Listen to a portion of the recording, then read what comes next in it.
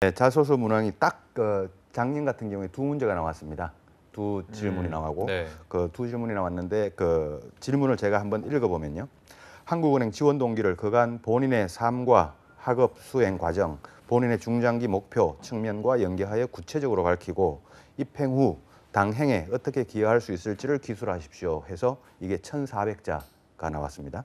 그다음 두 번째는 자신의 가치관, 인생관, 진로 등에 영향을 미친 주요 사건이나 인물, 책 등을 소개하고 본인이 배우거나 느낀 점을 적어보라라고 하는 게 800자. 총 그래서 2,200자가 나왔는데 2,200자면 바이트 수로 약 4,400바이트가 됩니다. 시중은행의 자소서보다 월등히 분량이 작습니다. 네. 작은데 이 두 문제가 딱 나왔는데 이 두 문제의 깊이가 보통의 깊이가 아니죠. 특히 이제 우리 취준생분들이 제가 한국은행 취준하시는 분들 자소서를 읽어보면 1번 답변을 적기가 상당히 어려워합니다. 본인의 꿈과 본인의 당행에 어떻게 기여할 수 있을지를 구체적으로 적어달라 그래서 본인이 경제학이나 경영학이나 법학이나 이쪽 분야를 지원을 하는데 그쪽 분야와 한국은행의 미래에 대해서 충분히 고민이 돼야 된단 말이죠. 그러다 보니까 이 부분에 대한 답변을 상당히 적기 어려워해서 이 부분에 대한 그 어떤 깊이 있는 고민 그리고 그 좀 고민 그게 꼭 필요할 것 같습니다. 네. 이제 본 것처럼 이제 질문이 두 개밖에 없어서 좀 만만하게 다가갔다가 좀 굉장히 큰 코어를 다칠 것 같은 항목들인데 지원자들이 체감하는 난이도는 되게 어려울 것 같거든요. 어떻게 좀 느끼고 있나요?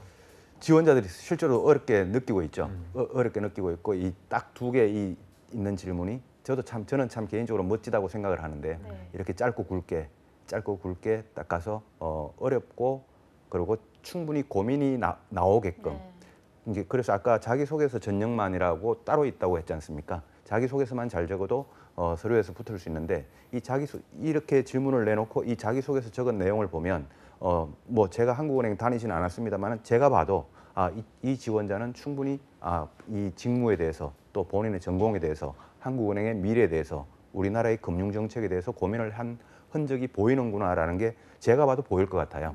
그래서 이 질문을 냈던 이 내용이 참 저는 멋지다고 생각이 되고 그만큼 멋지다고 생각되는 만큼 우리 취준생분들은 그만큼 어려워합니다. 과연 내가 지금 한국은행에 대해서 필기시험 공부하기도 바쁜데 한국은행의 미래, 통화정책의 미래 이런 것까지 고민을 하려고 하니 이런 거는 좀 어렵다고 생각되는 부분도 있을 것 같습니다.